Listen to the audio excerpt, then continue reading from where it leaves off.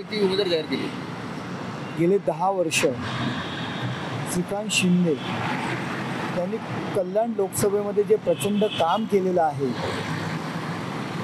लोकसभेमधील खासदार कशा पद्धतीने काम करतो याचं हिंदुस्थानातील एक उदाहरण आहे।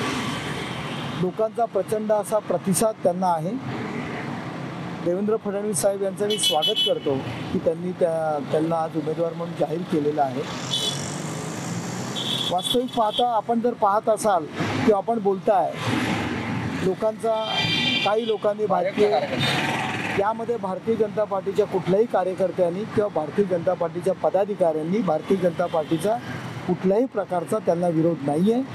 गेल्या 15-20 दिवसापासून स्वतः कॅबिनेट मिनिस्टर रवींद्र चव्हाण आम्ही स्वतः संपूर्ण विधानसभा मतदारसंघामध्ये एकत्र बैठका घेतोय आणि त्या दृष्टीने कामाला लागलं। परंतु काल ज्यांनी विरोध केला ते गणपत गायकवाड यांचे जे काही समर्थक मंडळी होती, त्यांना असं वाटतंय की अशा पद्धतीने विरोध केला तर गणपत गायकवाड यांनी जे कृत्य केलेलं आहे त्याला पाठीशी घातल्यासारखं होईल।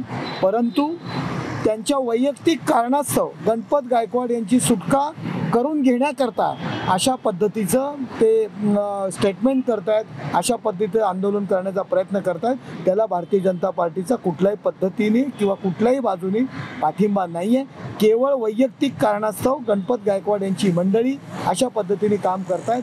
पोलीस स्टेशनमध्ये त्यांनी जो गोळीबार केला, जीवे मारण्याचा प्रयत्न केला, त्याला श्रीकांत शिंदे जबाबदार नाही आहेत। आपण जशा पद्धतीने कृत्य केलं तशा पद्धतीने न्यायनिवाडा त्या ठिकाणी होणार आहे। त्याकरता अशा पद्धतीने वागण्याचा अधिकार त्यांना दिलेला नाही आहे। प्रेशर टॅक्टिंग करतायत भाजपचे पदाधिकारी। मी पुन्हा सांगतोय, भाजपचे पदाधिकारी भारतीय जनता पार्टी पक्ष म्हणून कोणीही करत नाही आहे। सगळेजण श्रीकांत शिंदे यांच्या प्रचारामध्ये अग्रेसर आहेत, सगळेजण काम करतात। परंतु ही जी काही मंडळी आहेत ते केवळ ते झालेलं कृत्य पाठीशी घालण्यासाठी अशा पद्धतीने काम करतात। सर, कल्याणचा जी जागा होती त्याचा तिढा सुटलेला आहे किंवा ती जाहीर झालेली आहे। ठाण्याचा तिढा आहे, खूप इच्छुक देखील आहे, तुम्ही देखील इच्छुक आहात, काय सांगाल? हे बघ, कल्याणचा तिढा वगैरे काही नव्हता, कल्याणचा काही तिढा नव्हता। त्या ठिकाणी विद्यमान खासदार प्रचंड चांगल्या पद्धतीने काम करतात। ठाण्याचा जो विषय आहे योग्य वेळी निर्णय होईल, ही सीट शिवसेनेलाच मिळणार, यात कुठल्याही प्रकारची शंका नाही। गेली कित्येक वर्ष या ठिकाणी शिवसेनेचा खासदार निवडून येतोय।